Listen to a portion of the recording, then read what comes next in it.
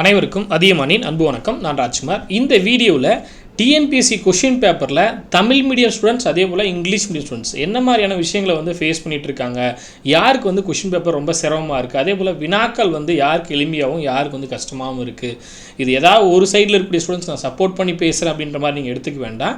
இதில் இருக்கக்கூடிய இஷ்யூவை ஏன்னா கட் ஆஃப் அப்படின்னு வரும்போது தமிழ் மீடியமுக்கு தனியாக இங்கிலீஷ் மீடியமுக்கு தனியாக அவங்க ரிலீஸ் பண்ண போகிறதில்ல. ஓவராலாக ஒரே கட் ஆஃப் தான் வரப்போகுது. இங்கிலீஷ் மீடியமுக்கு தனியாக ரிசல்ட்டும் தமிழ் மீடியமுக்கு தனியாக ரிசல்ட்டும் கொடுக்க போகிறதில்ல. சரிங்களா? ஸோ பாதிக்கப்படக்கூடியது எக்ஸாமுக்கு ரொம்ப ஹார்ட் ஒர்க் பண்ணி படிக்கக்கூடிய ஸ்டூடெண்ட்ஸ். ஸோ உங்களுக்கு இந்த விஷயத்தில் அதாவது Tamil medium English medium question பேப்பரில் எந்த விதமான வேறுபாடுகளும் இல்லாமல் ஈக்குவல் வெயிட்டேஜில் இருக்கிற மாதிரி ஸ்டூடெண்ட்ஸ் சைட்லேருந்து இருக்கக்கூடிய ரெக்வஸ்ட்டை தான் இந்த வீடியோவில் நான் உங்களுக்கு இன்ஃபார்ம் பண்ணுறேன். கடைசியில் ஸ்டூடெண்ட்ஸோட ரெக்வஸ்ட்டும் நான் உங்களுக்கு இன்ஃபார்ம் பண்ணுறேன். ஸோ அந்த வீடியோ முழுமையாக பாருங்கள். புதுசாக எக்ஸாமுக்கு படிக்கிறவங்க ஏற்கனவே எக்ஸாமில் என்ன நடந்துகிட்ருக்கு அப்படின்றதும் தெரிஞ்சுக்கோங்க. ஏன்னா தமிழ் மீடியம் படித்தா ஈஸியாக இருக்கும், இல்லை இங்கிலீஷ் மீடியம் படித்தா கஷ்டமாக இருக்கும் அப்படின்ற மாதிரிலாம் இல்லாமல் எது இப்போ இருக்கக்கூடிய நிலைமை, நம்ம எதை செலக்ட் பண்ணி படிக்கலாம் அப்படின்ற மாதிரி நீங்கள் எடுத்துக்கலாம். அதே போல் எக்ஸாம் எழுதும்போது நம்ம என்ன மாதிரியான விஷயங்களை ஃபேஸ் பண்ணுறோம், அது ரெட்டிஃபை பண்ணுறதுக்கு என்ன பண்ணலாம், இல்லை டிஎன்பிஎஸ்சிக்கு என்ன மாதிரி ரெக்வஸ்ட் நம்ம கொடுக்கலாம் அப்படின்றத அந்த வீடியோவில் உங்களுக்கு இன்ஃபார்ம் பண்ணிடுறேன். சரிங்களா? ஆனால் எக்ஸாமுக்கு படிக்கிறத எக்காரணத்தை கொண்டு நீங்கள் நிறுத்த வேண்டிய அவசியம் இல்லை.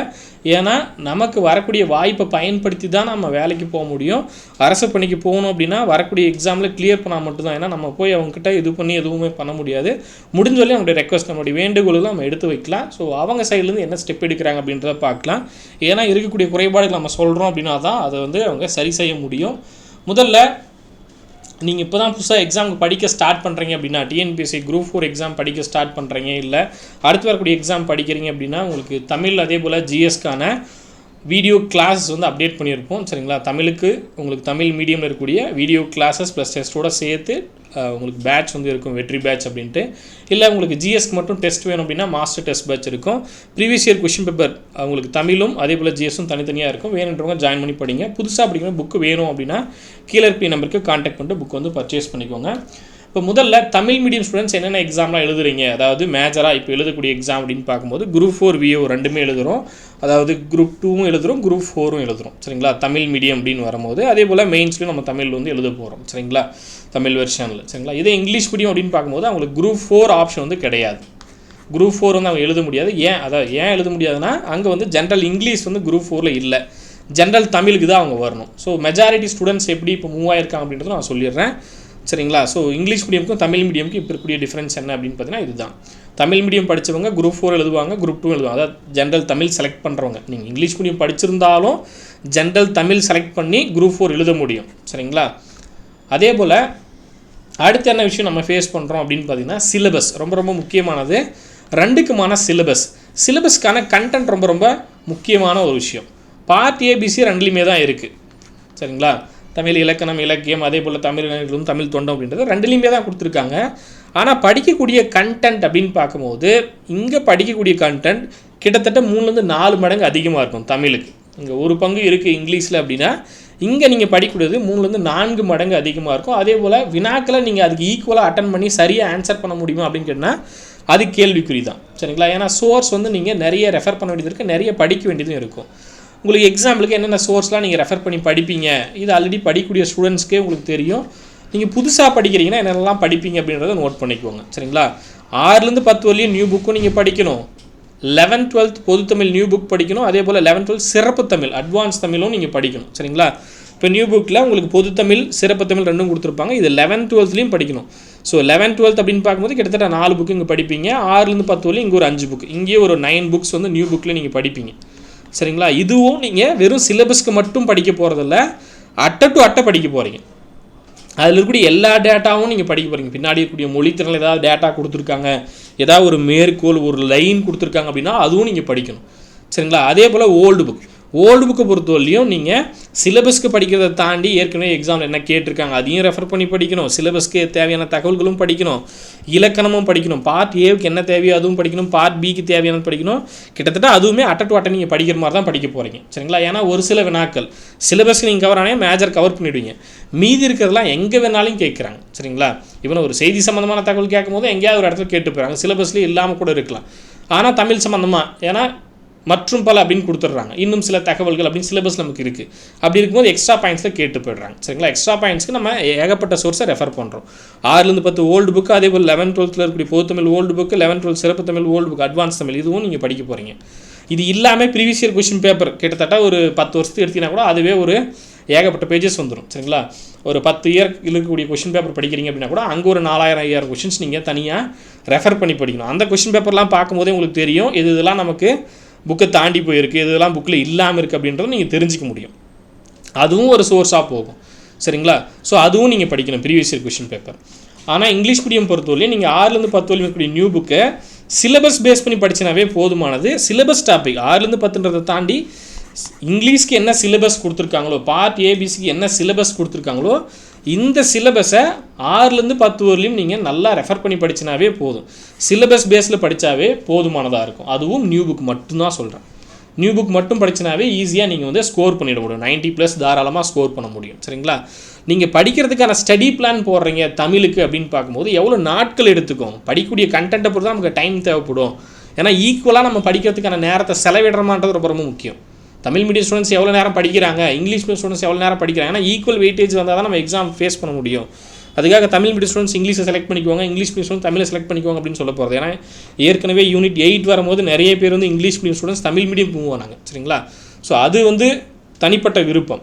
பட் தமிழ் மீடியம் நீங்கள் எடுத்து ஜென்ரல் தமிழ் செலக்ட் பண்ணி படிக்கிறீங்க அப்படின்னா உங்களுக்கு எவ்வளோ டைம் எடுத்துக்கும் அப்படின்னு பார்த்தீங்கன்னா 6-12 வரலையும் படிக்கவே கிட்டத்தட்ட ரொம்ப வேகமாக படிக்கிறீங்க அப்படின்னா கூட ஒரு 3 மாதம் எடுத்துக்கும். 6-12 6-10னா ஒரு 1.5 மாதம் எடுத்துக்கிறீங்க அப்படின்னா 11-12 பொது தமிழ் சிறப்பு தமிழ் எல்லாம் படிக்கிறீங்கன்னா அங்கே ஒரு 1.5 மாதம், கிட்டத்தட்ட 3 மாதம் நீங்கள் படிப்பீங்க.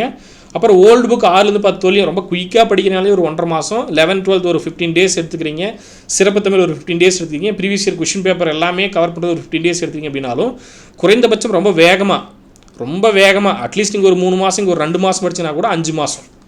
சரிங்களா, இதை நீங்கள் விட்டு அங்கங்கே கேப் இருக்குது, ஃபுல் டைமாக படிக்காமல் பார்ட் டைமாக படிங்கன்னா குறைஞ்சது 7 மாதம் ஆகும் எல்லாத்தையும் கவர் பண்ணி முடிக்க, எல்லா சோர்ஸையும் பொது தமிழ் சிறப்பு தமிழ் அதே போல் old book previous year question paper இது எல்லாமே கவர் பண்ண. இதுவே இங்கிலீஷ் மீடியம் வந்தீங்கன்னா நியூ புக் மட்டும்தான் படிக்க போகிறீங்க, அதனால் உங்களுக்கு டைம் ரொம்ப கம்மியாக எடுத்துக்கும். அது சிலபஸ் பேஸில் தான் மேக்ஸிமம் கொஷின்ஸ் கேட்க போகிறாங்க, அப்படி தான் கேட்டுட்ருக்காங்க. ஸோ அப்படி படிக்கும்போது தாராளமாக நீங்கள் குறைஞ்சது 2-3 மாதத்தில் முடிச்சிடலாம். சரிங்களா, ஸோ படிக்கிறதே உங்களுக்கு டபுள் மடங்கு தேவைப்படும். இங்கே 2 மாதம்னா இங்கே 4 மாதம், இங்கே 3 மாதம்னா இங்கே 6 மாதம் குறைந்தது உங்களுக்கு தேவைப்படுது. சரிங்களா, டபுள் மடங்கு ட்ரிபிள் மடங்கு கூட ஆகும். ஏன்னா தமிழில் கேட்கக்கூடிய வினாக்கள் உங்களுக்கு ரொம்ப கன்ஃபியூஸ்டாக இருக்கும். மேற்கொள்ளலாம் கேட்டுருவாங்க, இது யார் சொன்னது, அது வாசகம் யார் சொன்னது, இப்படிலாம் கேட்பாங்க. ஸோ அந்த மாதிரி ரொம்ப காம்ப்ளெக்ஸான கொஷின்லாம் நிறைய இருக்கும். ஆனால் இங்கே ஜென்ரல் இங்கிலீஷ் வரும்போது உங்களுக்கு ரொம்ப ஸ்ட்ரைட்டாக இருக்கிற மாதிரி தான் இருக்கும். சரிங்களா, என்ன நீங்கள் படிச்சிங்களோ அந்த கண்டென்ட் அப்படியே வர மாதிரி இருக்கும். ஆனால் இங்கே வந்து தமிழில் உங்களுக்கு ரொம்ப கன்ஃபியூஸ் பண்ணுற மாதிரியான கொஷின்ஸ் நீங்கள் தாராளமாக கொஷின் பேப்பர் எடுத்து பார்க்கலாம். சரிங்களா, அதுக்காக எல்லா கொஷினும் கஷ்டமாக இருக்குன்னு சொல்ல, கட் ஆஃபுக்கு வர வேண்டிய அந்த 5-8 வினாக்கள் இருக்கு இல்லையா, அதுதான் பெரிய ரோல் ப்ளே பண்ணும். அங்கே தான் நம்ம பிரச்சனையே வருது. ஏன்னா 60 கொஷின் ஈஸியாக இருக்குது, இங்கே 60 கொஷின் ஈஸியாக இருக்குன்றது நம்ம பேசல. சரிங்களா, நமக்கு கட் ஆஃபில் வரக்கூடிய அந்த ஸ்டூடெண்ட்ஸ், ஏன்னா போஸ்டிங் எல்லாருக்கும் கொடுக்க போகிறதில்ல. ஒரு 5000 வேகன்சி இருக்குது அப்படின்னா 5000 பேர் தான் வேலைக்கு போகிறாங்க. அந்த 5000 பேருக்கு வெளியே இருக்காங்க இல்லையா, வெளியே இருக்கக்கூடிய ஸ்டூடெண்ட்ஸ் எலிஜிபிள் இல்லாமல் போனதுக்கான காரணம் என்ன, அதுதான் நம்ம சொல்கிறோம். அவங்க என்னென்ன பிரச்சனையை ஃபேஸ் பண்ணுறாங்க அப்படின்றது தான் நம்ம சொல்கிறோம். அவங்களுக்கும் ஈக்குவலாக இருக்கிற மாதிரி இருக்கணும் அப்படின்றதான் சொல்கிறோம். சரிங்களா, ஸோ தமிழ் கொஷின் பேப்பரை பொறுத்தவரையிலையும் ரொம்ப ரொம்ப முக்கியமானது உங்களுக்கு ஃப்ரண்ட்லேயே கொடுத்துருப்பாங்க கொஷின் பேப்பரில். இது ரொம்ப வருஷமாக இருக்கிறது தான். இப்போ குரூப் 2 நடந்த பிறகு தான் நம்ம பேசுகிறோம் அப்படின்னு கிடையாது. இது ரொம்ப வருஷமாக இருக்கக்கூடிய ஒரு பிரச்சனை தான். கொஷின் பேப்பரை எடுத்து பார்த்தீங்கன்னாவே ஜிஎஸ்ல நிறைய மிஸ்டேக் இருக்கும். நிறையனா 4 கொஷின் கூட நீங்கள் எடுத்துக்கோங்க, 4ன்றதே பெரிய ரோல் தான். சரிங்களா, 4 கொஷின் அப்படின்னாவே 6 மார்க்கு. சரிங்களா, ஒரு கொஷினுக்கு 1.5 மார்க் அப்படின்னாவே 4 கொஷின்றது 6 மார்க்கு. கிட்டத்தட்ட 6-10 கொஷினுக்குள்ளேயே எல்லா கட் ஆஃபும் வந்துடும். சரிங்களா, எவ்வளோ வேகன்சி வந்தால் ஒரு 10,000 வேகன்சி வந்தாலும் 10-12 கொஷின்ஸ்குள்ளே எல்லோரும் வந்துடுறாங்க. அப்போ அதுதான் நீங்கள் மிஸ்டேக் என்ன பண்ணுறீங்களோ அதுக்குள்ளேயே வந்து கட் ஆஃபுக்கு தேவையான ஸ்டூடெண்ட்ஸ் ரோல் ப்ளே பண்ணுறாங்க. சரிங்களா, அப்போ தப்பு பண்ணாமல் கொஷின் பேப்பர் இருந்தால் தான் நிறைய ஸ்டூடெண்ட்ஸ்க்கு வந்து அது பெனிஃபிட்டாக இருக்கும். ஏன்னா கொஷின் பேப்பரில் தப்பு இல்லை அப்படின்ற ஒரு கான்ஃபிடென்ட் இருந்தால் தான் எக்ஸாம் எல்லாம் அவங்க சரியாக டைமை மேனேஜ் பண்ண முடியும். தமிழ் கொஷினை தாண்டி Tamil question paper English question பேப்பருக்கும் ஈக்குவல் வெயிட்டேஜ் இல்லை. அதை தாண்டி ஜிஎஸ்ல இருக்கக்கூடிய கொஷின்ஸை வந்து இங்கிலீஷில் இருக்கிறது தான் ஃபைனல்னு சொல்லிடுறாங்க. அப்போ தமிழ் மீடியம் ஸ்டூடெண்ட்ஸ் தமிழில் கொஷின் கரெக்டாக இல்லை அப்படின்னா தமிழில் படிச்சுட்டு மறுபடியும் என்ன பண்ணணும், இங்கிலீஷில் கரெக்டாக இருக்கான்னு செக் பண்ணணும். சரிங்களா, இங்கிலீஷில் கரெக்டாக இருக்கான்னு செக் பண்ணுறது ஒரு டைம் தேவைப்படும்ல. தமிழில் முதல்ல கொஷின் கரெக்டாக இல்லைன்றது தெரிஞ்சிக்கவே மேக்ஸ்லாம் வந்துச்சுன்னா போட்டு பார்த்தா தான் தெரியும். ஏன் ஆன்சர் வரல அப்படின்றத போட்டு பார்த்தா தான் தெரியும். 2 கொஷினுக்கு வந்து நீங்கள் டைம் எடுத்தா 5 நிமிஷம் ஆகிடும். சரிங்களா? அதாவது தப்பாக இருக்கும்போது அந்த சுச்சுவேஷன் 5 நிமிஷம்ன்றது ரொம்ப பெரிய ரோல் ப்ளே பண்ணும். அது உங்களுக்கே தெரியும். ஸோ அப்போ தமிழ் கொஷினை பொறுத்தவரை இங்கே 75 போகிற ஸ்டூடெண்ட்ஸ் இங்கிலீஷில் 85 போடுவாங்க. இங்கே 85 போகிறவங்க இங்கே 90. அட்லீஸ்ட் 5 கொஷின்ஸ் வந்து லாங்குவேஜ்லேயே வித்தியாசம் இருக்க போகுது. சரிங்களா? அதாவது இங்கே கஷ்டமாக இருக்கிறதும் இங்கே ஈஸியாக இருக்குன்னு சொல்கிறேன். லாங்குவேஜ்லேயே ஒரு 5 கொஷின் வந்து பெரிய ரோல் ப்ளே பண்ணிடுது. இங்கே வந்து 85 வாங்குறவங்க இங்கே 90 வாங்குவாங்க, இங்கே 90 வாங்குறவங்க 95 வாங்குவாங்க அப்படின்னு சொல்கிறேன். இது இல்லாமல் ஜிஎஸ்லேயும் மிஸ்டேக் வரும்போது அங்கே ஒரு 4 கொஷின். அப்போ கட் ஆஃப் அப்படின்றது இங்கே பெரிய ஒரு பிரச்சனையாக இருக்குது. கட் ஆஃபுக்குள்ளே வரக்கூடிய ஸ்டூடெண்ட்ஸே வந்து இதெல்லாம் ஹேண்டில் பண்ணி இதெல்லாம் தாண்டி வரணும். அப்போ என்ன பண்ணணும், அவங்க 2-3 டைம் எக்ஸாம் எழுதிட்டே இருக்கிற மாதிரி இருக்கும். இந்த டைம் இந்த மிஸ்டேக் பண்ணிட்டோம், அடுத்த டைம் இது பண்ணக்கூடாது, அடுத்த டைம் இதை பார்த்து நடந்துக்கணும் அப்படின்றத அவங்க மைண்டில் இருந்துகிட்டே இருக்கும். அது மட்டும் இல்லாமல் அடுத்து நடக்கக்கூடிய எக்ஸாம்லேயும் கொஷின் பேப்பரில் மிஸ்டேக் இல்லாமல் இருக்குமா அப்படின்றதுக்கு உத்தரவாதம் டிஎன்பிசி கொடுக்கறதில்ல. சரிங்களா? அங்கே தப்பு இருக்கும், அது நம்ம எப்படி கண்டுபிடிச்சி சரியாக டைமை மேனேஜ் பண்ணலான்ற மைண்ட் செட்டில் தான் ஸ்டூடெண்ட்ஸ் போகிறாங்க. ஸோ அவங்களுக்கு தான் அது பிரச்சனையாக இருக்க போகுது. சரிங்களா? ஸோ முடிஞ்ச வரலையும் ஸ்டூடெண்ட்ஸோட மைண்ட் செட்லேருந்து யோசிச்சு பார்த்தா தான் டிஎன்பிசி தப்பு இல்லாமல் கொஷின் பேப்பர் எடுக்க முடியும். கொஷின் பேப்பர் எடுக்கிறவங்களும் அது மைண்டில் யோசிக்கணும். பட் அது கேர்லெஸ்ஸாக இருக்கும் போது இல்லை ட்ரான்ஸ்லேஷன் மிஸ்டேக்கு இல்லை நாங்கள் இப்படி பண்ணோம் அப்படி பண்ணோம் அப்படின்னும் போது நம்ம ஒன்றுமே பண்ண முடியாது. தமிழ் கொஷின் பேப்பர் இப்போ நடந்த குரூப் 2 குரூப் 2 எடுத்துட்டிங்க அப்படின்னா தமிழ் நல்லா படிச்சிருந்தாலும் நீங்கள் 82லேருந்து 90 தான் மேக்ஸிமம் நான் சொல்கிறேன். அந்தளவு தான் கொஷின் பேப்பரில் நீங்கள் ஆன்சர் பண்ணிட முடியும். இது இல்லாமல் இங்கிலீஷ்க்கு போகிறீங்க, ஜென்ரல் இங்கிலீஷ்க்கு போகிறீங்க அப்படின்னா அப்படியே இங்கேருந்து ஒரு 5லேருந்து 7 கொஷின் உங்களுக்கு டிஃபர் ஆகும். இங்கே 82 போகிறீங்கன்னா இங்கே 87 போடலாம், 90னா 95 போடலாம். 5லேருந்து 7 கொஷின் இங்கேயே லாங்குவேஜில் டிஃபர் ஆகுது. இப்போ நடந்த குரூப் 2க்கும் சொல்கிறேன். முன்ன சொன்னது எல்லா எக்ஸாம்லேயுமே இதுக்கு முன்னாடி நடந்த ஜென்ரல் இங்கிலீஷ் ஜென்ரல் தமிழ் இருந்த எக்ஸாம் கொஷின் பேப்பர்லாம் எடுத்து பாருங்கள். எடுத்து பார்த்தீங்கன்னா தெரியும். சரியா? General Tamil question paper group 2 group 2க்கு ஜென்ரல் தமிழ் செலக்ட் பண்ணவங்களுக்கு எப்படி இருக்குது அப்படின்னு பார்த்தீங்கன்னா தமிழும் கஷ்டமாக இருக்கும், ஜிஎஸும் கஷ்டமாக இருக்கும். இதே இங்கிலீஷ் மீடியம் செலக்ட் பண்ணவங்களுக்கு இங்கிலீஷ் வந்து ஓரளவு ஈஸியாக இருந்திருக்கும், ஜிஎஸ் மாடரேட். சரிங்களா? அதாவது 2 பேருக்கும் ஈக்குவலாக தான் ஜிஎஸ் இருக்க போகுது. அப்போ ஓவராலாக பார்க்கும்போது இவங்களுக்கு ஓரளவு மாடரேட்டாக இருக்கும். சரிங்களா? ஃபார் எக்ஸாம்பிள் சும்மா ஒரு ரஃப் கால்குலேஷனுக்கு நம்ம இங்கே ஒரு 155 போடுறீங்க அப்படின்னா இங்கே 148 147 தான் போட்டிருக்க முடியும். சரிங்களா? ஸோ 7லேருந்து 8 கொஷின் பெரிய டிஃப்ரென்ஸ் ஆகும். அடுத்து தமிழ் கொஷின் பேப்பர் இப்போ எழுதின குரூப் 2 குரூப் 2வில் மேக்ஸிமம் ஸ்டூடெண்ட்ஸ் தமிழ் மீடியம் தான் இருக்க போகிறாங்க. நீங்கள் எடுத்து பார்த்தீங்கன்னா தெரியும். நிறைய ஸ்டூடெண்ட்ஸ் வந்து ஏன்னா குரூப் 2வில் பார்த்தீங்க அப்படின்னா நமக்கு யூனிட் 8 இருக்குது, குரூப் 4லேயும் யூனிட் 8 இருக்குது. யூனிட் 8ல் திருக்குறள் இருக்குது, தமிழ் இருக்குது. ஸோ தமிழ் இருக்குதுனால நிறைய பேர் பார்த்தீங்கன்னா யூனிட் 8லேயும் கொஷின்ஸ் நிறைய கேட்க போகிறாங்க. அப்படின்றதுனால நிறைய பேர் வந்து ஜென்ரல் தமிழ் செலக்ட் பண்ணிட்டாங்க. இங்கிலீஷ் மீடியம் ஸ்டூடெண்ட்ஸே, இங்கிலீஷ் மீடியம் படித்த ஒரு ஸ்டூடெண்ட்ஸு சரிங்களா ஜென்ரல் தமிழ் ஜிஎஸ் செலக்ட் பண்ணி எழுதுகிற ஸ்டூடெண்ட்ஸ் நிறைய பேர் இருக்காங்க. ஏன் அப்படின்னு பார்த்தீங்கன்னா குரூப் 2க்கும் இருக்க போது, குரூப் 4க்கும் இருக்க போது, 2 வாய்ப்புகள் இருக்குது. ஆனால் குரூப் 2க்கு இங்கிலீஷ் மட்டும் இருக்கிறதுனால குரூப் 4 இல்லை. அப்போ இங்கே ஒரு வாய்ப்பு தான் இருக்குது. அதனால் நிறைய இங்கிலீஷ் மீடியம் ஸ்டூடெண்ட்ஸ் அப்படியே தமிழ் மீடியமுக்கு வந்துட்டாங்க. அப்போ மினிமம் ஸ்டூடெண்ட்ஸ் தான் வந்து இங்கிலீஷ் மீடியமில் ப்ரிப்பேர் பண்ணிகிட்ருக்காங்க. சரிங்களா? ரீசன் என்ன அப்படின்றத நான் சொல்லிட்டேன். அடுத்து ரிசல்ட் அப்படின்னு பார்க்கும்போது மெயின்ஸ் எழுதுகிறாங்க இல்லையா, அப்போ வரக்கூடிய ரிசல்ட் அப்படின்னு பார்க்கும்போதும் இல்லை ப்ரிலிம்ஸ் கிளியர் பண்ணி வரக்கூடிய ரிசல்ட் அப்படின்னு பார்க்கும்போதும் தமிழ் மீடியமுக்கு ரொம்ப லோவாக வரும், இங்கிலீஷ் மீடியமுக்கு ரொம்ப ஹையாக வரும். என்ன ரீசன் அப்படின்றது முன்னே வந்த கட் ஆஃப் பிரச்சனை தான். சரிங்களா? கட் ஆஃபில் இவங்க கொஞ்சம் முன்னாடி வந்துடுவாங்க. ஏன்னா மினிமம் ஸ்டூடெண்ட்ஸாக இருந்தாலும் அவங்களுக்கு கொஷின் வந்து ஓரளவு ஈஸியாகவோ இல்லை இவங்கள விட 4லேருந்து 5 6 கேள்விகள் வந்து ரொம்ப எளிமையாகவோ இருக்கிற மாதிரி இருந்துச்சு அப்படின்னா அவங்க உள்ளே வருவாங்க. சரிங்களா? இது மெயின்ஸில் பெரிய பிரச்சனையாக வரும். மெயின்ஸ் எழுதும் போது என்ன ஆகும் அப்படின்னு பார்த்தீங்கன்னா மெயின்ஸு தமிழ் எழுதக்கூடிய ஸ்டூடெண்ட்ஸுக்கு இங்கே அதே மெயின்ஸை இங்கிலீஷ் மீடியம் எழுதக்கூடிய ஸ்டூடெண்ட்ஸ்க்கு எடுத்துக்கிட்டோம் அப்படின்னா இங்கே நிறைய பேர் வந்து கிளியர் பண்ணுவாங்க, இங்கே வந்து ரொம்ப கம்மியாக ரிசல்ட் வந்து ரொம்ப ரொம்ப கம்மியாக இருக்கும். சரியா? இது ரொம்ப வருஷமாக இருக்கக்கூடிய தான். ஈவன் குரூப் 1 முதற்கொண்டு எல்லா இடத்துலையும் இருக்கக்கூடிய பிரச்சனை தான். இது நிறைய பேர் பேசியிருக்காங்க, நிறைய பேர் ரொம்ப நாளாக சொல்லிட்டு இருக்காங்க. இருந்தாலும் அதுக்கான ஸ்டெப்ஸ் வந்து டிஎன்பிஎஸ்சிலேருந்து சரியாக எடுக்கல. சரிங்களா? இது உங்களுக்கும் தெரியும், புதுசாக வரவங்க அதை தெரிஞ்சுக்கோங்க, அதுக்கு தகுந்த மாதிரி படிக்க ஆரம்பிச்சுக்கோங்க. இப்போ தேர்வுகளுடைய வேண்டுகோள் என்ன? தமிழ் இங்கிலீஷ் லாங்குவேஜ் இருக்குது அப்படின்னா அதுக்கு ஈக்குவல் வெயிட்டேஜ் கொடுங்க. சரியா? ஒரு வேளை ஈக்குவல் வெயிட்டேஜ் உங்களால் கொடுக்க முடியல, கண்டென்ட் அப்படி இல்லை, இங்கே தமிழ் வந்து சிரமமாக இருக்குது, இங்கிலீஷ் ஈஸியாக தான்ப்பா எங்களால் புக்கு ரெடி பண்ணியிருக்கோம், சமச்சீர் புக்கே ஈஸியாக தான் இருக்கும். ஏன்னா வந்து நம்ம தமிழ்நாட்டில் இங்கிலீஷ் மீடியம் அப்படின்னு பார்க்கும்போது ஜென்ரல் இங்கிலீஷ் புக் வந்து ரொம்ப ஈஸியாக இருக்கிற மாதிரி இருக்கும். ஜென்ரல் தமிழ் புக்கில் நிறைய கண்டென்ட் இருக்க போகுது. அப்போ நார்மலைசேஷனாவது கொண்டு வந்து வைங்க. ஏற்கனவே இந்த ஃபாரஸ்ட் டிபார்ட்மெண்ட்டில் நடந்த கம்ப்யூட்டர் பேஸ்ட் எக்ஸாம்பிள்லாம் பார்த்தீங்கன்னா நார்மலைசேஷன் இருந்தது. சரிங்களா? தமிழ்நாட்டில் நடந்த எக்ஸாம்லேயே சொல்கிறேன். அப்படியாவது கொண்டு வாங்க. அப்படி கொண்டு வந்துட்டு 2 ஈக்குவல் பண்ணுங்கள். அப்போ கொஞ்சம் ஸ்டூடெண்ட்ஸ் உள்ளே வருவாங்க. நல்லா படித்தவங்க, சரியாக ஆன்சர் பண்ணவங்க உள்ளே வரதுக்கான வாய்ப்புகள் இருக்குது. ஈக்குவலாக இருக்கிறது சொல்கிறேன். Tamil medium English medium equal பண்ணுறதுக்கு சொல்கிறேன். சரிங்களா? அப்புறம் ரொம்ப ரொம்ப முக்கியமானது, எப்போவும் ஜிஎஸ் கொஷனில் தமிழ் வெர்ஷனை ரீசெக் பண்ணிட்டு தமிழ் வெர்ஷனில் தப்பு இல்லாமல் கொடுங்க போதும். நீங்கள் இங்கிலீஷ் வெர்ஷன் தான் கரெக்டு ஃபைனல் அப்படின்னு சொல்லி கொடுத்துட்டிங்கன்னா தமிழ் மீடியம் படித்த ஸ்டூடெண்ட் தமிழ் கொஷினை தப்புன்னு கண்டுபிடிக்க ஒரு டைம் எடுத்துக்கும். மறுபடியும் அது இங்கிலீஷில் சரியாக இருக்கானும் பார்க்கணும். 2க்கும் மிஸ்மேட்ச் கரெக்டாக இருக்கா இல்லையான்னு செக் பண்ணிட்டு அவங்க செக் பண்ணி எக்ஸாம் ஹாலில் டைம் வேஸ்ட் பண்ணிகிட்டு இருக்காங்க அப்படின்னா அது அவங்களுடைய நேரத்தை கண்டிப்பாக பாதிக்கும், பதட்டத்தை ஏற்படுத்தும், நிதானமாக இருக்க மாட்டாங்க. பட் இதெல்லாம் மேனேஜ் பண்ணுறது தான் போட்டித் தேர்வுன்னு நீங்கள் சொன்னாலும் அந்த பதட்டமும் நிதானமும் எல்லா ஸ்டூடெண்ட்ஸ்க்கும் ஈக்குவலாக இருக்கணும். தமிழ் மீடியமுக்கும் இங்கிலீஷ் மீடியமுக்கும் ஈக்குவலாக இருக்கணும். ஏன் ஏதாவது ஒரு சாரருக்கு மட்டும் அந்த பிரச்சனை இருக்கணும்? இங்கிலீஷ் மீடியம் சரியாக படிச்சுட்டு போயிடுவாங்க. அவங்க தமிழ் ஜிஎஸ் கொஷினை செக் பண்ணணுன்ற அவசியமே அவங்களுக்கு இல்லை. ஏன்னா இங்கிலீஷ் இருக்கிறது தான் ஃபைனல்னு சொல்லிட்டீங்க. கொஷின் தப்பாக தான் நீங்கள் மார்க் கொடுக்க போகிறீங்க. முதல்ல தப்பாக இருக்க வேண்டிய அவசியமே இல்லை. தப்பாக இருந்துச்சுன்னா அது யார் பாதிக்கும்? நல்லா படித்த ஒரு ஸ்டூடெண்ட்ஸை தானே பாதிக்கும். போட்டித் தேர்வு சரியாக கொஷின் பேப்பர் வந்துருச்சு அப்படின்னா யாரும் பாதிக்காமல் உள்ளே போகக்கூடிய ஸ்டூடெண்ட்ஸ்க்கு கரெக்டாக இருக்கும். கொஷினே தப்பாக எடுத்துட்டீங்க, மறுபடியும் அதுக்கு மார்க் தரீங்க அப்படின்னா அந்த இடத்துல என்ன யூஸ் இருக்குது? கஷ்டப்பட்டு படித்து வந்து மறுபடியும் அங்கே வந்து கிரேஸ் மார்க்கோ ஏதோ ஒரு மார்க் இருக்கிறதுக்கு, அதாவது அந்த கொஷினே தப்பு அதனால் மார்க் கொடுத்துட்டு போகிறோம் 1.5 மார்க் அப்படின்றத விட சரியாக இருந்துச்சு அப்படின்னா தெரிஞ்சவங்க கரெக்டாக ஆன்சர் பண்ணுறாங்க, அவங்க உள்ளே போக போகிறாங்க. அதுக்காக சொல்கிறோம். ஸோ 200 கொஷினை டைம் மேனேஜ்மெண்ட் பண்ணோம் அப்படின்னா கொஷின் தப்பு இல்லாமல் இருக்கணும். அதே போல் இப்போ ரீசெண்டாக வரக்கூடிய கொஷின் பேப்பர் இது இப்போ நீங்கள் எப்படி வேணாலும் அதை எடுத்துக்கலாம். பட் 200 கொஷினை 3 மணி நேரத்தில் எழுதுகிற மாதிரியான வினாத்தால் தான் வருது அப்படின்றத நீங்கள் இப்போ வரக்கூடிய கொஷின் பேப்பர்லாம் செக் பண்ணி பார்க்கலாம். ஏன்னா டைம் மேனேஜ்மெண்ட் இஷ்யூ அப்படின்றது தமிழ் மீடியம் ஸ்டூடெண்ட் தான் சொல்கிறாங்க. அதுக்கு ரீசன் என்னன்றதை சொல்லிட்டேன். 4-5 கொஷின் மிஸ் மேட்ச் ஆகுது அப்படின்னா இந்த பிரச்சனை வரும். சரிங்களா?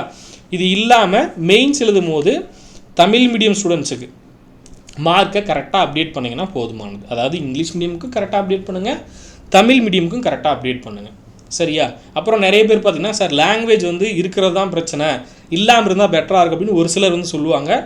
சொன்னாலும் ஏன் பாயிண்ட் இத்தனை வருஷமாக இருக்கிறோம். ஸோ அதனால் என்ன சொல்கிறோம் அப்படின்னு பார்த்தீங்கன்னா லாங்குவேஜ் இருக்கிறது உங்களுக்கு தான், அதாவது தேர்வர்களுக்கு தான் ரொம்ப இது பெனிஃபிட்டாக இருக்கும். ஏன் அப்படின்னு பார்த்தீங்கன்னா ரீசெண்டாக நடந்த எக்ஸாமாக இருக்கலாம், இல்லை இதுக்கு முன்னாடி நடந்த எக்ஸாமாக இருக்கலாம். ஜிஎஸ்க்கான சோர்ஸை நீங்கள் தேடி கண்டுபிடிக்கிறீங்க அப்படின்னா அதுவே சிரமமான விஷயம். சரிங்களா? ஸோ லாங்குவேஜில் அட்லீஸ்ட் உங்களால் மார்க் வாங்க, அந்த கண்டென்ட்டை படிச்சுட்டா இங்கே நம்மளால் மார்க் வாங்க முடியுது அப்படின்ற ஒரு கான்ஃபிடென்ட் உங்களுக்கு க்ரியேட் ஆகும். ஸோ லாங்குவேஜோடு சேர்த்து மேக்ஸ் ஜிஎஸ் இருக்கிறது தான் உங்களுக்கு பெட்டர் பேட்டர்னாக இருக்கும். சரிங்களா? குரூப் 4க்கும் அதே பேட்டர்ன், குரூப் 2க்கும் அதே பேட்டர்ன் தான் ரொம்ப நல்லது. சரிங்களா? அதுவும் நீங்கள் படிக்கக்கூடிய லாங்குவேஜ் வந்து இருக்கக்கூடிய பட்சத்தில் அது ரொம்பவே சிறப்பாக இருக்கும். சரிங்களா? ஸோ லாங்குவேஜ் இல்லாமல் வெறுமனே மேக்ஸ் ஜிஎஸ் அப்படின்னா நீங்கள் ஏதாவது ஒரு இன்ஸ்டியூட் போய் அவங்க கொடுக்கக்கூடிய மெட்டீரியலை திரும்ப திரும்ப படித்து இல்லை மற்ற நிறைய இன்ஸ்டியூட் மெட்டீரியலை கலெக்ட் பண்ணி படிக்கிற மாதிரி இருக்கும். ஏன் அப்படின்னா அதுக்கான சோர்ஸ் அப்படின்னு பார்க்கும்போது திரும்ப திரும்ப நம்ம தேடிட்டே இருக்கிற மாதிரி இருக்கும். லாங்குவேஜ் வந்துருச்சு அப்படின்னா ஸ்கூல் புக்கு தான். சரிங்களா? ஸ்கூல் புக்கை நல்லா படிச்சிட்டிங்க அப்படின்னா அங்கே உங்களுக்கு சாலிடாக இவ்வளோ கொஷின் ஆன்சர் பண்ணிடலாம் அப்படின்ற ஒரு கான்ஃபிடென்ட் க்ரியேட் ஆகும். நீங்கள் படிக்கக்கூடிய டைமை அந்த இடத்துல சேவ் பண்ண முடியும். சரிங்களா? கட் ஆஃப்குள்ளே போகிறதுக்கு பெரிய வழிகாட்டியாக அது இருக்கும். இது என்னோட பாயிண்ட் ஆஃப் வியூ. ஒவ்வொருத்தருக்கும் இது மாறுபடும். பட் உங்களுடைய பாயிண்ட் ஆஃப் வியூ என்ன அப்படின்றத நீங்கள் கமெண்டில் மென்ஷன் பண்ணுங்கள். சரிங்களா? ரொம்ப முக்கியமானது இது ஸ்டூடெண்ட்ஸோட ரெக்வஸ்ட். சரியா? போட்டித் தேர்வுக்கு படிக்கிறோம் அப்படின்னா இதன் மூலமாக ஒரு அரசு அதிகாரியாகி மக்களுக்கு சேவை செய்யணும் அப்படின்ற எண்ணத்தில் தான் நிறைய பேர் படிக்கிறாங்க. சரிங்களா? ஒரு சிலர் இல்லாமல் இருக்கலாம். பட் மெஜாரிட்டி வில்லேஜில் படிக்கக்கூடிய ஸ்டூடெண்ட்ஸ் முதற்கொண்டு, கூரை வீட்டில் படிக்கக்கூடிய ஸ்டூடெண்ட்ஸ் முதற்கொண்டு என்கிட்ட மொபைல் ஃபோனே இல்லை, ஆனால் எக்ஸாமுக்கு நான் படிக்கிறேன், யாரோ ஒரு மூலமாக எக்ஸாமுக்கு அப்ளை பண்ணி இதெல்லாம் படிக்கணும் அப்படின்றது புக்கை கலெக்ட் பண்ணி வச்சுட்டு நான் எக்ஸாமுக்கு மட்டும் தான் படிக்கிறேன் அப்படின்ற ரொம்ப கீழிருந்து படிக்கக்கூடிய ஸ்டூடெண்ட்ஸ்லேருந்து நான் சொல்கிறேன். இல்லை எப்போவுமே என்கிட்ட ஸ்மார்ட் ஃபோன் இருக்குது, நானும் எக்ஸாம் படிக்கிறேன் அப்படின்ற இங்கேயே ஈக்குவாலிட்டி இல்லாத போதும் நான் ஏதாவது ஒரு வகையில் எக்ஸாமுக்கு படித்து இங்கே ஒரு அதிகாரத்துக்கு வந்துடும் அப்படின்ற நிலையில் இருக்காங்க இல்லையா? ஸோ அவங்களும் குரூப் 4ஓ குரூப் 2ஓ கிளியர் பண்ணி மேலே வரணும். அவங்க இது மட்டும்தான், இந்த குரூப் 4 மட்டும்தான் போகணும், தமிழ் மீடியமாக அங்கே குரூப் 4க்கு மட்டும் போய்க்குவாங்க, குரூப் 2வா நீங்கள் வந்து வர வேண்டாம் அப்படின்ற ஒரு மாதிரியான மைண்ட் செட் இருக்க வேண்டாம். இல்லை அமௌண்ட் இருக்கா, நீ ஒரு பெரிய கோச்சிங் கிளாஸஸ் போயிட்டு அங்கே படிச்சுட்டு அவங்க சொல்கிற கைடன்ஸ் மூலமாக நீ உள்ளே வரத்துக்கு ட்ரை பண்ணு அப்படின்ற மாதிரியான நிலை இல்லாமல் வீட்டிலேருந்தே ஒருத்தர் படிக்கிறாரு, புக்கெலாம் கலெக்ட் பண்ணி மெட்டீரியல்லாம் கலெக்ட் பண்ணி ஒரு போட்டித் தேர்வுக்கு என்ன சிலபஸ் கொடுக்குறாங்களோ அதை படிக்கிறாரு அப்படின்னா அவங்களால வேலைக்கு வரக்கூடிய நிலை தான் இருக்கணும். அதுதான் ரொம்ப ஆரோக்கியமான ஒரு நிலையாக இருக்கும் அப்படின்னு நான் நினைக்கிறேன். இதில் ரொம்ப முக்கியமான விஷயம், கொஷின் பேப்பரில் தப்பு இல்லாமல் இருக்கணும். என்ன தான் அவங்க படிச்சுட்டு வந்தாலும், நல்லா படிக்கக்கூடிய ஸ்டூடெண்ட்ஸாக இருக்கலாம், இல்லை நல்லா படிக்காமல், அதாவது நல்லா படிக்காமனா ஓரளவு பெட்டராக எனக்கு வந்து ஃபுல் சப்போர்ட் இருக்குது, நான் ஓரளவு படிச்சுட்டு வரேன், எனக்கு சப்போர்ட்டே இல்லை நான் படிச்சுட்டு வரேன், இந்த டிஃப்ரென்ஸ் சொல்கிறேன். சரிங்களா? கஷ்டப்பட்டு வேலைக்கு போயிட்டும் பார்ட் டைமாக படிக்கிற ஸ்டூடெண்ட்ஸும் இருக்காங்க, இல்லை வீட்டில் ஃபுல் சப்போர்ட் நான் கொடுக்குறேன், ஒரு 2 வருஷம் 3 வருஷம் படி அப்படின்ற ஸ்டூடெண்ட்ஸும் இருக்காங்க. ஸோ இதுலேருந்து படிக்கிறவங்களுக்கும் இந்த கேட்டகரியில் படிக்கிறவங்களுக்கும் பெரிய வித்தியாசம் இருக்குது. எப்படி இருந்தாலும் அவங்களுக்கு கொஷின் பேப்பரை எந்த விதமான தவறுகளும் இல்லாமல் டிஎன்பிசி ரெடி பண்ணி கொடுத்தா ரொம்ப பெட்டராக இருக்கும். அப்புறம் சமம் இல்லாத வினாத்தாள், அதாவது ஜென்ரல் இங்கிலீஷ், ஜென்ரல் தமிழ் சொன்னோம் இல்லையா, இங்கே படிக்கக்கூடிய கண்டென்ட்டுக்கும் இங்கே படிக்கக்கூடிய கண்டென்ட்டுக்கும் பெரிய வித்தியாசம் இருக்குது. இங்கே கேட்கக்கூடிய வினாக்களுடைய வெயிட்டேஜுக்கும் இங்கே கேட்கக்கூடிய வினாக்கள் வெயிட்டேஜுக்கும் பெரிய வித்தியாசம் இருக்குது அப்படின்ட்டு இது வினாத்தாளில் சொல்கிறேன். அப்புறம் அரை கண்காணிப்பாளர், இது ரொம்ப வருஷமாக இருக்கக்கூடிய பிரச்சனை, நிறைய எக்ஸாமில் இருக்கக்கூடிய பிரச்சனை. சரிங்களா? எக்ஸாம் சூப்பர்வைசர் வந்து ப்ராப்பராக நடந்துக்கணும், அவங்களுக்கான கைடன்ஸ் ரொம்ப ரொம்ப முக்கியம். அவங்க வந்து எக்ஸாம் ஹாலில் எப்படி நடந்துக்கிறாங்க அப்படின்றது எழுதக்கூடிய ஸ்டூடெண்ட்ஸுக்கு தெரியும். எழுதக்கூடிய ஸ்டூடெண்ட்ஸில் பெரிய பிரச்சனை என்ன அப்படின்னா, எக்ஸாம் ஹாலில் ஒரு 20 பேர் இருக்காங்க அப்படின்னா அதில் 4லேருந்து 5 ஸ்டூடெண்ட்ஸ் தான் வந்து நல்லா எக்ஸாம் ப்ரிப்பேர் பண்ணி போயிட்டு கட் ஆஃப்குள்ளே வரக்கூடிய ஸ்டூடெண்ட்ஸாக இருக்காங்க. ஏன்னா இப்போ ஒரு 8 லட்சம் பேர் எழுதுறாங்க அப்படின்னா அதில் ஒரு 2 லட்சம் பேர் தான் வந்து ரொம்ப நல்லா படிச்சுட்டு அந்த எக்ஸாம் ப்ரிப்பேர் பண்ணி போயிருக்க போகிறாங்க. சரிங்களா? ஏன்னா அவங்கள தான் அது பாதிக்க போகுது. நீங்கள் இது அப்படியே கொஞ்சம் டபுள் பண்ணிட்டீங்க அப்படின்னா கூட 10 பேர், ஒரு 50% ஸ்டூடெண்ட்ஸுக்கு தான், ஒரு 4 லட்சம் பேருக்கு தான் இது பெரிய பாதிப்பாக இருக்க போகுது. சரிங்களா? அந்த பர்டிகுலர் அந்த டேவில் நான் சொல்கிறேன். இதே குரூப் 4 20 லட்சம் பேர்னா ஒரு 12 லட்சம் பேருக்கு இது பெரிய பாதிப்பாக இருக்க போகுது. சரிங்களா? ஸோ அவங்களுக்கு தான் இது பாதிப்பாக இருக்குது அப்படின்ட்டு மற்ற ஸ்டூடெண்ட்ஸ் அடுத்த வருஷம் நீங்கள் படிக்கலாம், இது அதுக்கப்புறம் படிக்கலாம், இல்லை இப்போ தான் ஒரு டைம் எழுதிட்டு அதுக்கப்புறம் வந்து எழுதலாம். ஸோ அப்போ உங்களுக்கு தவறுகள் ஏற்படாமல் இருக்கணும் அப்படின்னா முன்னாடியே வந்து அரை கண்காணிப்பு எப்படி நடந்துக்கணும் அப்படி வந்து டிஎன்பிசியே ஒரு கைடன்ஸ் கொடுத்தா ரொம்ப பெட்டராக இருக்கும். இல்லை எக்ஸாம் ஹாலுக்கு வரக்கூடிய அந்த அரை கண்காணிப்பாளர் கொஞ்சமாவது பொறுப்பாக நம்ம இந்த ஸ்டூடெண்ட்ஸோட லைஃப்பில் விளையாடக்கூடாது. ஏன்னா அந்த இடத்துல கொஞ்சம் வேறு மாதிரி அவங்க நடந்துக்கிறாங்க அப்படின்னா அது யார் பாதிக்க போகுது, யாருடைய மைண்ட் செட்டை ரொம்ப பாதிக்கும் அப்படின்றது உங்களுக்கு நல்லாவே தெரியும். இந்த மாதிரி பாதிக்கப்பட்ட ஸ்டூடெண்ட்ஸ் நிறைய பேர் இருக்காங்க. ஏன்னா மறுபடியும் 1 வருஷம் 2 வருஷம் வெயிட் பண்ணி மறுபடியும் படிக்கிறது அப்படின்றது பெரிய கேள்விக்குறி. சரிங்களா? அப்புறம் இந்த மெயின்ஸ் பேப்பரை கரெக்ஷன் பண்ணக்கூடிய இவங்க கரெக்ஷன் பண்ணும்போது பார்த்தீங்கன்னா மார்க்கை மாற்றி வெயிட்டேஜ், சரிங்களா? ஸோ சமம் இல்லாத மதிப்பெண் கொடுக்கறது. ஸோ இது ரொம்ப வருஷமாக இருக்கக்கூடியதான். எல்லா எக்ஸாம்லையும் மெயின்ஸ் எங்கெங்கெல்லாம் வருதோ அங்கெல்லாம் அந்த பிரச்சனை இருக்குது, குரூப் 1 முதற்கொண்டு. ஸோ இது வந்து கொஞ்சம் ஈக்குவலாக கரெக்டாக மார்க் என்ன கீ கொடுக்குறாங்களோ அதை வச்சு கரெக்டாக மார்க் போட்டாங்க அப்படின்னா ரொம்ப பெட்டராக இருக்கும். இது திறமையான மாணவர்கள் வந்து உள்ளே வரதுக்கு ரொம்பவே ஹெல்ப் பண்ணும். சரிங்களா? இது ஸ்டூடெண்ட்ஸ் வைக்கக்கூடிய ரொம்ப வருஷமாக வைக்கக்கூடிய ரெக்வஸ்ட் தான், இன்றைக்கி நேற்று இல்லை. இது எல்லாமே அடிக்கடி இருக்கிறதா, வினாத்தால மிஸ்டேக் இருக்கக்கூடாது, ஈக்குவலாக இருக்கணும். எக்ஸாம் சூப்பர்வைசர்லாம் ரொம்ப வருஷமாக இருக்கக்கூடிய பிரச்சனை, மெயின்ஸ் பேப்பரும் ரொம்ப வருஷமாக, இது என்றைக்கும் தீராத ஒரு இதாக தான் இருக்குது. சரிங்களா? தீராத வழியாக தான் இருக்குது. இந்த மாதிரி இருக்கக்கூடிய நிர்வாக குறைகள் எல்லாமே டிஎன்பிசி சரி செய்யணும். சரியா? வெற்றி பெற்ற நிலையில் இருக்கக்கூடிய தேர்வுகள் தோல்வி அடையக்கூடாது, அதுதான் ரொம்ப முக்கியமான ஒரு விஷயம். டிஎன்பிசி நிர்வாகம் இதை சரி செய்யும் அப்படின்னு நம்புகிறோம். இப்படிக்கு டிஎன்பிசி நிர்வாகம் இதை சரி செய்யும் என நம்பிக்கொண்டே பல வருடமாய் வழிகளோடு படிக்கும் அரசு பணிக்கு சென்றால் நேர்மையாய் நடக்க விரும்பும் தேர்வர்கள். ஸோ இந்த வீடியோ கண்டிப்பாக உங்களுக்கு யூஸ்ஃபுல்லாக இருக்கும் அப்படின்னு முழுமையாக நம்புகிறோம். உங்கள் ஃப்ரெண்ட்ஸ்க்கு ஷேர் பண்ணுங்கள். ஏன்னா இது தேர்வுடைய பாயிண்ட் ஆஃப் வியூவில் தான் அந்த வீடியோ உங்களுக்கு கொடுத்துருக்கேன். ஸோ கண்டிப்பாக உங்களுக்கு யூஸ்ஃபுல்லாக இருக்கும்னு நினைக்கிறேன். புதுசாக எக்ஸாம் படிக்கிறீங்க அப்படின்னா அடுத்து வரக்கூடிய குரூப் 4க்கான வீடியோ கிளாஸஸ், டெஸ்ட் பேட்ச், இல்லை ஜிஎஸ் கொஷின்ஸ்க்கு மட்டுமான test batch, previous year question பேப்பர்லாம் டெஸ்ட் எழுதி போட்டு பார்க்கணும், ஆன்லைன் டெஸ்ட் எழுதி பார்க்கணும் அப்படின்னா நீங்கள் ஆப்பில் செக் பண்ணி பாருங்கள், இல்லை ஸ்க்ரீனில் கூடிய நம்பருக்கு காண்டாக்ட் பண்ணிக்கோங்க. புக்ஸ் வேணுன்றவங்க அந்த நம்பருக்கு காண்டாக்ட் பண்ணி தமிழ் மீடியம், இங்கிலீஷ் மீடியமில் புக் இருக்கும். என்ன மீடியமில் உங்களுக்கு புக் வேணுமோ ஆர்டர் பண்ணிக்கோங்க. புக்ஸ் ப்ளஸ் வீடியோ கிளாஸஸும் உங்களுக்கு இருக்கும், செக் பண்ணி பாருங்கள். சரியா? நன்றியுடன் அதிகமான குழுமம் கட்டளை தவம் ஆற்றவும். நன்றி, வணக்கம்.